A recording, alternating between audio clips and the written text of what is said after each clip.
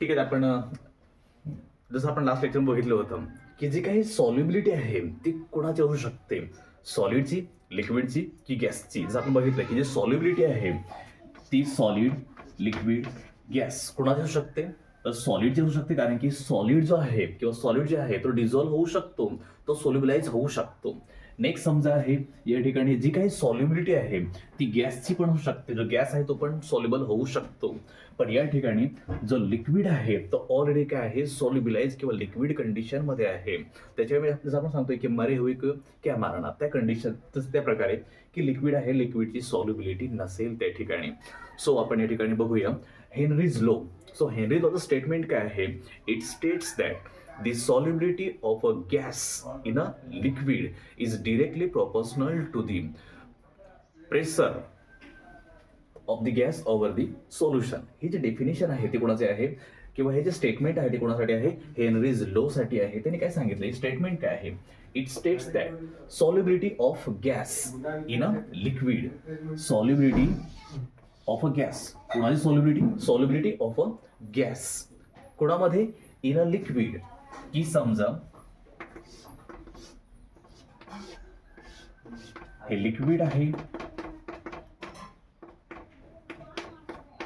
आणि या लिक्विड मध्ये समजा जो काही गॅस आहे तो गॅस या ठिकाणी काय होतंय, डिझेल.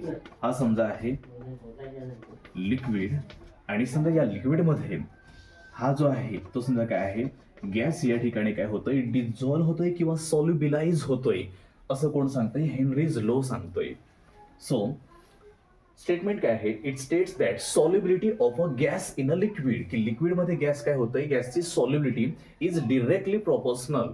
हे काय आहे, is directly proportional to the pressure of the gas. हा डिरेक्टली प्रोपोर्शनल कुणाला आहे, the pressure of the gas over the solution. हे जर आपण थोडक्यात सांगायला गेलं तर आपण काय सांगू शकतो की solubility is directly proportional to the pressure of the gas over the solution, असं आपण या ठिकाणी सांगू शकतो. पण लक्षात ठेवायचं की हेनरीज लॉ कॉन्स्टंट मध्ये किंवा हेनरीज लॉ मध्ये जी काही सॉल्युबिलिटी आहे ती कोणाची आहे, गॅस इन अ लिक्विड, की लिक्विड मध्ये गॅस त्या ठिकाणी काय होतंय, सोल्युबल होतंय, हे लक्षात ठेवायचंय.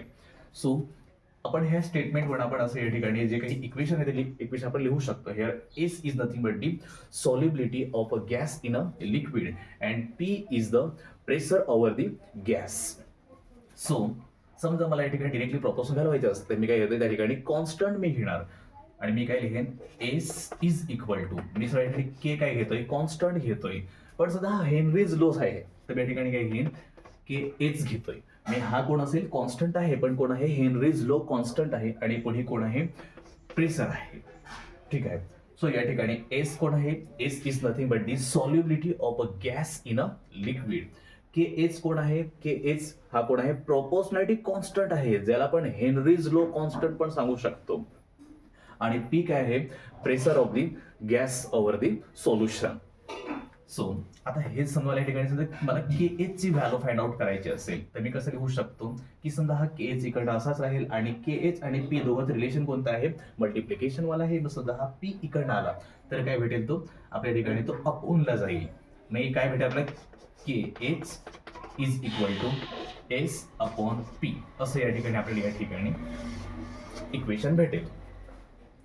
सो आता समजा मला याचे युनिट लिहायचे असतील तर मी युनिट कसं लिहू शकतो, युनिट ऑफ के एच. मला समजा के एच चे युनिट लिहायचे असतील तर मी कसं लिहिणार, that is K H. K H काय आहे, के एच एस अपॉन पी. मग या ठिकाणी एस कोण आहे, सॉल्युबिलिटी आहे. मग ह्याच्यासाठी मी युनिट काय लिहू शकतो, ह्याचे युनिट मी काय लिहू शकतो, that is mol litre inverse. आणि या ठिकाणी कोण आहे, प्रेशर. प्रेशर म्हणजे काय, जे काही प्रेशरचं युनिट आहे ते कोणतं असतं, बार असतं. सो या ठिकाणी समजा मी बार लिहिलं.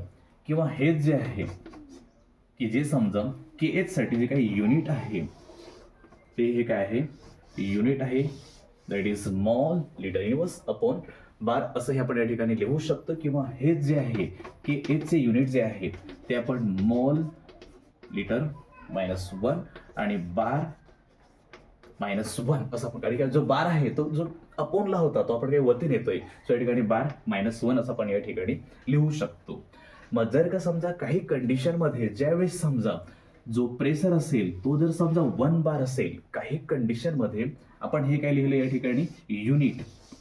तुम्हाला युनिट पण बाय चान्स विचारू शकतात की write the unit of the Henry's law constant. मग तुम्हाला काय लिहायचंय, एक तुम्ही असं लिहा किंवा तुम्ही असं लिहा. आणि नेक्स्ट जर का समजा या ठिकाणी जो प्रेशर आहे तो जर प्रेशर समजा 1 बार असेल काही कंडिशनमध्ये, इफ प्रेशर इज 1 बार, मग त्यावेळेस काय होईल की H is equal to S upon 1 समजा. तर हे जे आहे ते आपण K H is equal to S असं आपण हे लिहू शकतो. पण हे कधी की ज्यावेळेस समजा प्रेशरची जी काही व्हॅल्यू असेल किंवा जो प्रेशरची व्हॅल्यू असेल किंवा जो प्रेशर असेल तो किती असेल 1 बार असेल त्यावेळेस. ठीक आहे, थँक्यू.